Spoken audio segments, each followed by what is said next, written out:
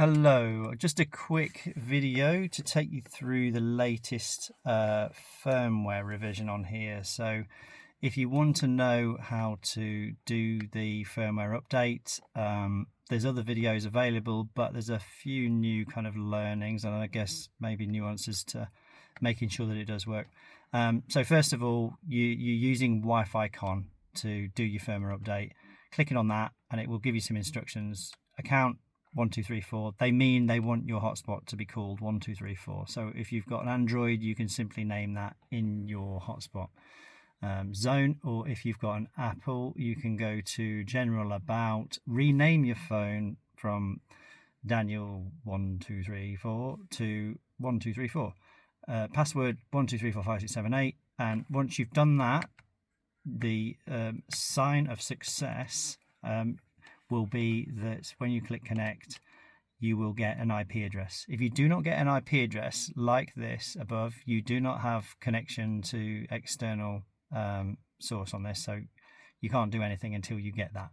Now, there's a few other things that can block it, one of which I'm told could be if you had, say, your phone link on this continuously trying to connect. You might have to press back or change phones and just go to off and then do a restart, and that will stop it from trying to connect to things. So that's one thing you can do. You don't want to see that whirring around because it's probably looking for your Wi-Fi direct and blocking you off a bit. The other thing is your mobile phone, you could do with turning off Wi-Fi so that you can use the hotspot, because Wi-Fi direct and Wi-Fi, they don't tend to have separate bands for that. They tend to share it and it can be a blocker. What else would I say? Maximize compatibility. So if you've got a maximize compatibility button on an Apple, bring that in. If you're on an Android, just knock it down to 2.4 gigahertz and you have maximized compatibility. So once you've got into this, you're basically just going to go to the online upgrade. It's going to have a look. I've just updated this one, so it's going to say you're already good, which we are. If it wasn't, it would move that cursor down one and it would give me the option to press download firmware. Now a sure sign that you are downloading that firmware will be a kilobytes or megabytes per second rate as you download it. It'll be about 130 megabytes. If you don't see that, then assume it didn't download and assume it's just going to go ahead and install the last stored firmware on your unit, be it from USB previously or manufacturer, like this one is you know, straight out of the factory and has been with me for, I don't know, a week. But I happen to know there was a brand new one just the other day and it's worth showing. So I'm going to go through the settings, not least for my customer that's sat with me at the moment, but also just to, you know, show you anything that's new and what settings I'm doing. So this is a Highline T6 2019 and it's a lovely example. So we are going to jump right in and go through all those settings. So I'm just going to back off out of here.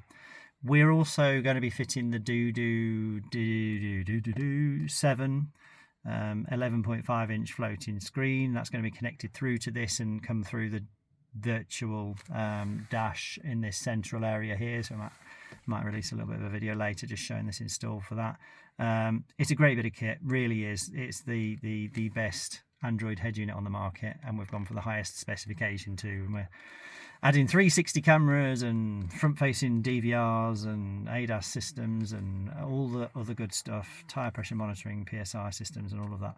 So there's a few things on here that we can disregard because we're going to have an upgraded system alongside this, feeding it much more intelligent info than an ABS sensor for TPMS, for example. Okay, so let's jump in. I'm just going to go setting by setting. So I'm going to start here. Left-hand drive, right-hand drive, auto. God knows what they call it auto for, because it never autoed anything. We're right-hand drive, so take it as given. Next, I always go up through the menus, and for the reason being that your double harness that you've already connected up, or someone connected up for you, or I connected up hopefully, has connected your original dash circuitry into the CAN bus. So these up, down, left, right button presses, you know, these aren't hardwired to anything. These are going into CAN bus. These are being read by your instrument board, and they are controlling an invisible disconnected LCD that would have been on your previous board. So going up through menus, believe it or not, is the safest way of not activating that. If I start coming down, there's a potential I'm in a menu coming down, and I don't want to activate speed alerts. This isn't something that you need to be fearful of, but it's a good preventative measure for, especially when you're doing initial setup, that these 200 or 300 button presses of choosing colors and messing with everything in sight, whenever you can go up through a menu, just go up through a menu. It's not a hardship. It's just a good practice. Anyway, so we're going to choose a color, and this one's sort of Indium grey. An extra OK gets you into that menu. Again, I can go up and come back with that. Sorry, I'm keeping the camera steady on the steering wheel, which I'm not keeping steady. They don't do very well for a dark medium grey.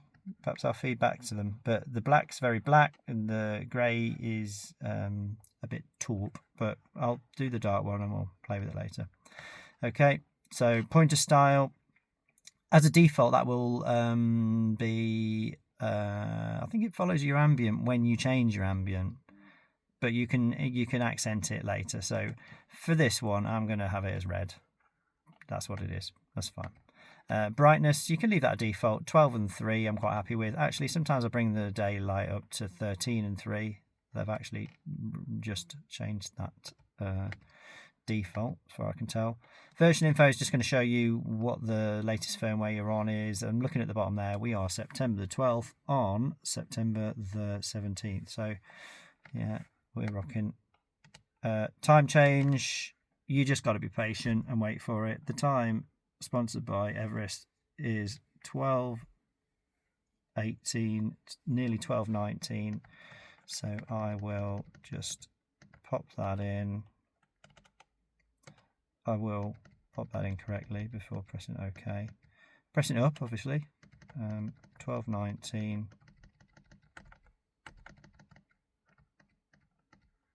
Now you see that 11:51 went in. It was a bit slow. But 12:19, press OK. And you're just going to have to wait. Sometimes it's really quick. But 12:19 will appear at the top in just a moment, counting down quietly in your head. There you go. You were a bit quick. Okay, set time. So dashboard type, this is a very comfortable diesel. So we're going to go for comf diesel. Just what I was thinking. Okay, so that's reset our rev range to achievable and our kilometer range to, well, we'd need a tailwind, but it's still in kilometers. So we'll go to maintenance. I'm not going to labor over this too much. It's days and kilometers. Okay, I'll change the units, but elephants flying and anything else you want to say about kilometers not changing to miles when we do units, it's just a thing. Ambient light. This is just your accented color in the background. I like a red one, just because when you start out, all your lights at night are red anyway, and I think it looks pretty cool.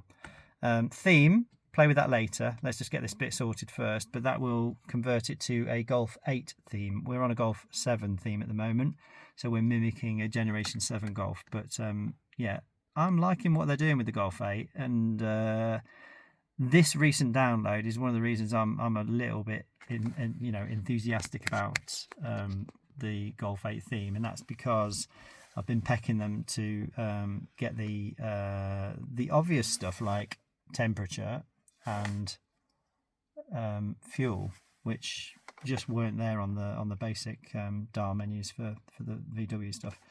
So they're coming in. They're not perfect, but I like the look of it.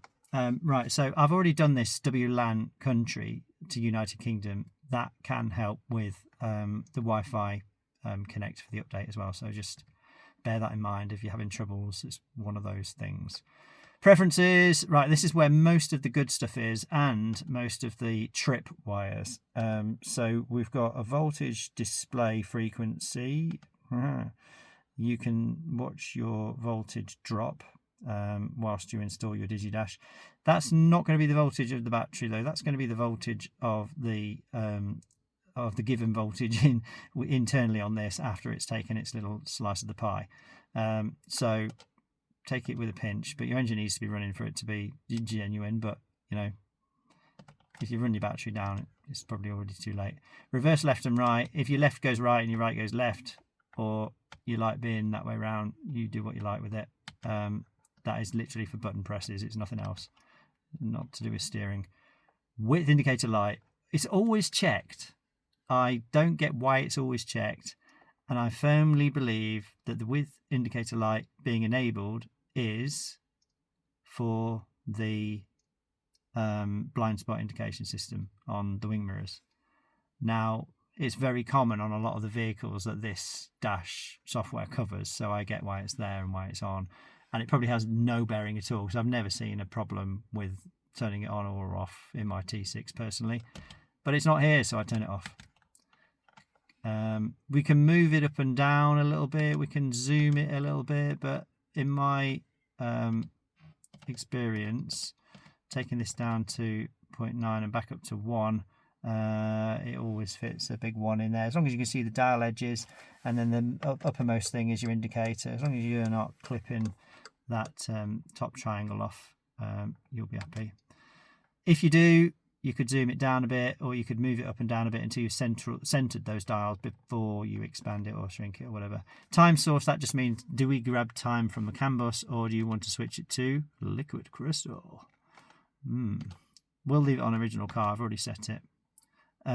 Race mode is for people who have a 0 to 60 worth reporting on. That isn't a lot of us watching this video, but it might be my friend John, who put a RSQ3 Quattro drivetrain. I think he told me it might go 200 miles an hour, but you know, I'm thinking gaffer tape the seams up before you do that. Boot sound is the Izzy Wizzy Let's Get Busy jingle that you hear when you start up, right? But you don't hear it on this one because that speaker receives no light of day in my house, so we can turn that off anyway because we haven't got a speaker. But hey, tire pressure, TPMS, great. If you got it, if you haven't got it, turn it off, because it might be part of a brake check fault that you're getting.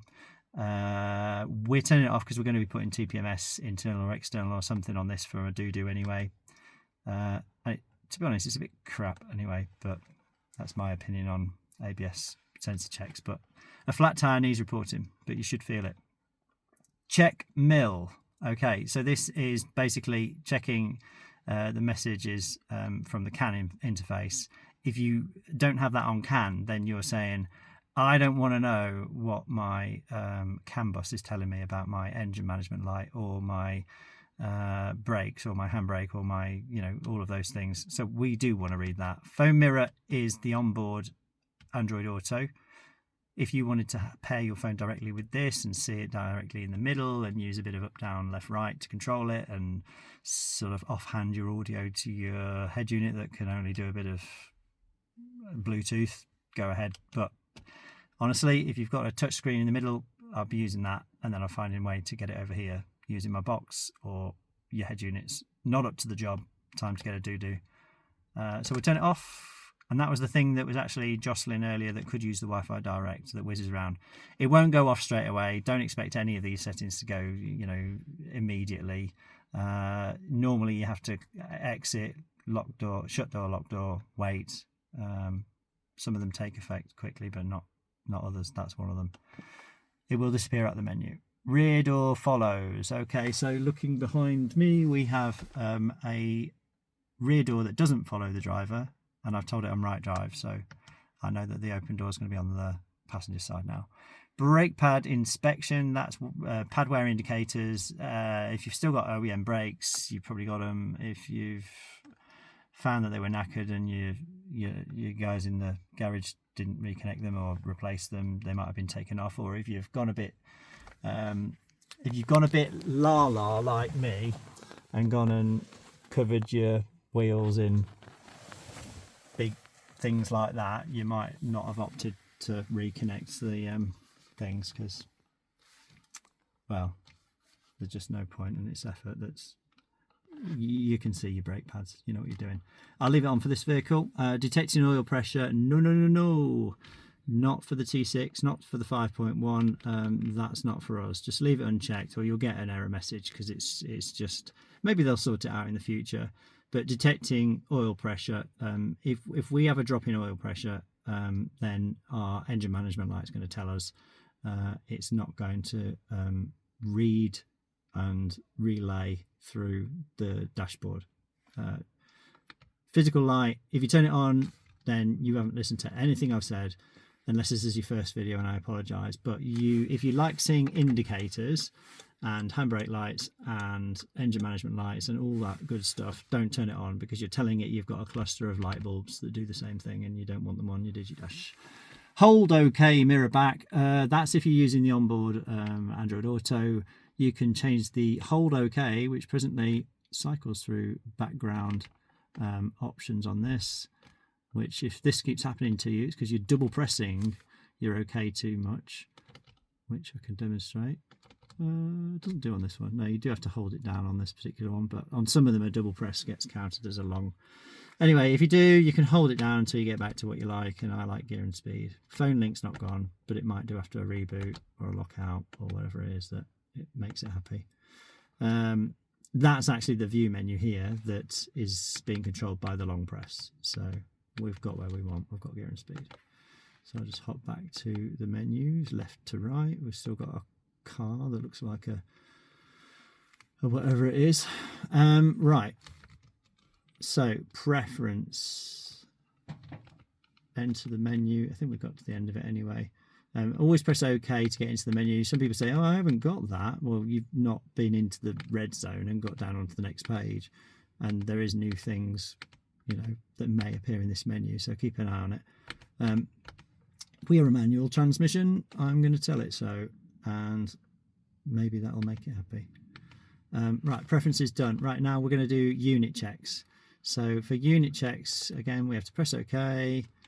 And then I'm going to follow my own logic and come all the way to the bottom, and then I'm going to come up and make my changes. So 24 is fine. I want PSI, please. I like a bit of centigrade. And we are UK. If you go up, you can always come down and then come back up to it, you see. So if I go back down here, my up presses will put me firmly in the top of my old virtual menu. Of course, it's right on the page change to make it easy.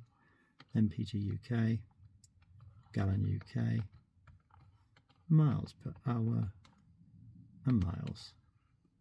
Great. That is menu done. Now, if you struggle to get out of a menu, you can go left and right, or if you go all the way to the bottom of it and keep going bottom, or all the way to the top and keep going top, you will escape. Engineering mode, if the factory and me are on a call with you and we want to read a spurious CAN bus error or signal, or find out if there's something amiss with your particular firmware matched up with your particular vehicle. Very rare, but occasional. We've used it. We had one body control module version a little while ago that wasn't reading the handbrake signal. And so I got on with them, they connected, we gave them the VIN number, and we did 10 handbrake pulls, and they read the data, and they're going to incorporate that particular CAN bus signature into the next firmware release, which is all good. They are very good at bringing things like that back into the firmwares. So we've done, I can see car types fine, although it still shows a Mogotan. It'll go once that restarts. I skipped past configure calibration, which I shouldn't have done. That is one of the most important menus for us right now. So have we got, I'm just going to add my nodding head to my left. Have we got AdBlue in this vehicle? I'm going to say yes. And do we know whether we've got a standard 70 litre tank, or the spec sheet might say an 80 litre tank? Or when we fill up, do we spend about 110 quid from real empty? Okay, right. If we don't know, the sure way of telling is knocking that up to 80 on the 70 or 80 litre tank options on the T6. And then the next time you fill up, if your gauge isn't all the way to the top, And I think my customer's going to nod when I ask, have you just filled up in the local station? Perfect. So that's about where it lands. If you've just filled up, it's just below 1 dig, and I know that. So I can confidently go back to that and change it to 70, and it will show brimming full. Hang on a second, there we go. We have a reserve tank on our cars, okay? This might be the first time we've seen it digitally, and someone's given us the luxury of being able to program this. Don't be tempted to go and put 75 litres in there. You're just messing with it. If you don't want a reserve tank when it's empty, you'll look out. I like to think that I've got about 40 miles to get to a fuel station when the light comes up, and it's well in the red and stuff. But you've got a 70 litre tank or an 80 litre tank. Don't try and be too clever, and also don't get narky about remaining fuel. Just look at your gauge, and your gauge will know how many litres you've got left, because I think it's 1 million. I think somebody told me that the injector fuel rate measure on a VW vehicle is accurate to 1/1,000,000 of a litre. So if it's reading your consumption data correctly after we've done a bit of VCDS fandangery, there's no way that theoretically that could be off. Right, speed calibration. I know this has got 20s on it. Mine's got 20s on it, but I've got silly wheels, and this one's tyres, and this one's got sort of semi-sensible tyres for anyone daft enough to put 20s on. So I think it's probably 4, but it's not a hard fast rule because it depends what the vehicle was supplied with. Not to go into too much detail, but when they build these, they give it a K value, and that K value refers largely to a wheel spec and a circumferential measurement for your wheels and tires and everything else, and it gives it it will adjust your speed rating. I think there's 1 to 8 K ratings. If you don't know about it, you'll know as much as me if you go to the T6 forum and you look it up. Somebody's written a lovely tutorial on it. Sorry, I can't credit you right now, but I enjoyed it, as geeky as it was. And actually what I managed to do was I managed to get my DigiDash, albeit on number 6, I think, for the offset, and my GPS, and my GPS speed is what I think is the one true speed, and my actual, which is when what's coming from the vehicle when I put my ACC on and I set a number down at the bottom. I got them all within 1 mile an hour of each other at 70, and I don't think you can say fairer than that on a digital scale. So have a play with those K numbers with VCDS if you are that way inclined, and you can align all of these things, and this is where you can tweak this one. Okay, so leave the rest. Manual calibration, needle sensitivity. I mean, if you've got a problem with mile an hour flitting too much, you can reduce that sensitivity and it'll have a higher threshold, but I like to know what speed I'm doing as I'm doing it. Up to you. Right, we can zip out of there now. So generally you can get off this menu if you've not got anything selected, and then you can use up and down again like normal, or you can go left and right. Car type, although the picture still shows a Mogotan, we're PQ transporter, PQ being the canvas language we speak. Auxiliary settings, normally not much to do in here. Fatigue recognition, that would be nice. Headlights follow, that's if you've got bi-xenons. Don't see many of those. Auto hold is if you've got an automatic DSG that is going to apply the parking brake as you get ready to go again. I don't know, I've seen that on anything unless the newer ones have got it. Traffic sign reading, no. Electronic suspension, dynamics, don't get much of that either. 2C chassis or whatever they are. Closed windows on, no. Rain detection, you've got that, haven't you? You've got rain detector on here, so yeah, we'll give you a bit of that, which we can't change because it's defaulted on because it's fitted and it's in the long coding. Parking radar automation, not got yet, but it's coming soon. Tyre reset TPMS, that is controlling your old one. So if you want to do it, do it. I presume if you do the tyre model up to the higher, what do you call it? It stops at 19, so just press it until you get to 19s. And if you're wondering why the yellow lights are coming on, it's because somewhere in the background we are most definitely on the driver assist menu in the previous dash, which Doesn't happen very often, but when it does, if you see something come up, just press OK again and you reactivate it, and you'll be out of that menu soon. Small price to pay. Right, so that's done. Auxiliary settings, nothing else to report.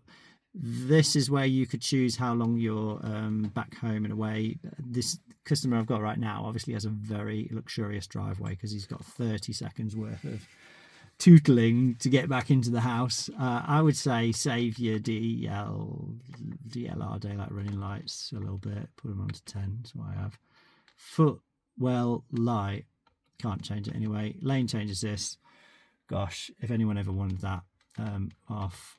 Travel, daylight, I mean, it's not on this vehicle. I'm not just been imposing my snobbery of standard assists, but we have country roads around here, so good luck sticking on them lines. Right, lights and vision done, auxiliary done, convenience, auto lock. So this will auto lock. If you unlock your vehicle and don't open a door, it'll lock itself. If you're driving away, it'll also do that. In a second, we'll see. Auto unlock, that's when you stop and take your ignition back. It'll auto unlock to let you in. Do you want it to unlock all doors, or are you in a hijack situation and you need to get in the driver's door quick? All doors generally. Window convenience, hold down the lock key and they'll go up. Hold down the unlock key and they'll go down. If they don't, it's because you've disconnected your battery and not pushed them all the way to the top and held them up after that for 3 seconds and done the same in the opposite direction. Otherwise, you're good. Mirror adjustment. Honestly, who cares? If you've got DSG, coast mode's nice. It means it'll freewheel and coast in neutral unless you tap the brake, and then it'll apply engine braking, depending on whether it's in normal or sport. In which case it'll short shift and you'll feel really racy as you reverse wear your DSG. Rear view mirror turn, automatic.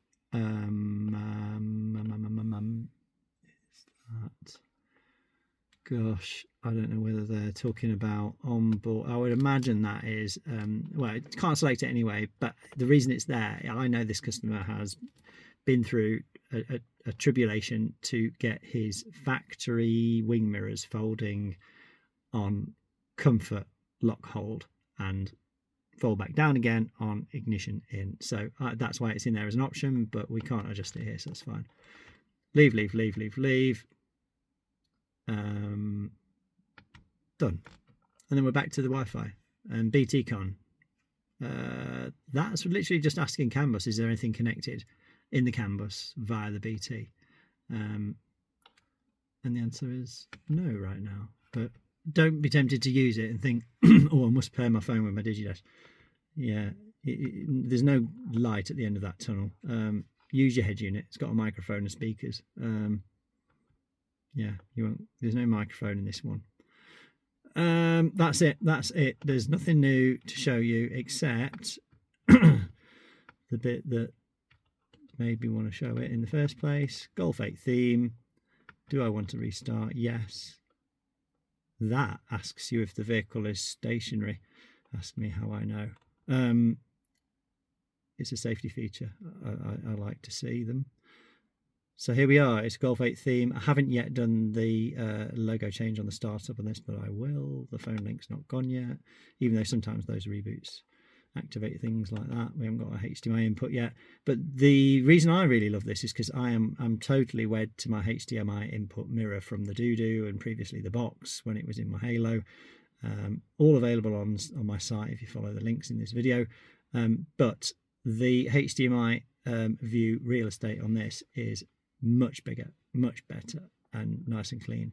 And you can see now we've got a fuel gauge on the right, including miles to empty. We also have a hot and cold end, which, unless they've changed something yesterday, which they haven't because I've seen the date on this, doesn't fill that bar up yet, but you do get a water temperature, and it is currently 56, and the standard running temperature is 90, where it will hold itself. So that's all good. Obviously you've got your different menus just like with the other one on this, so you can have your classics and your long needle, which I don't think you have on the other one, which is a really long needle.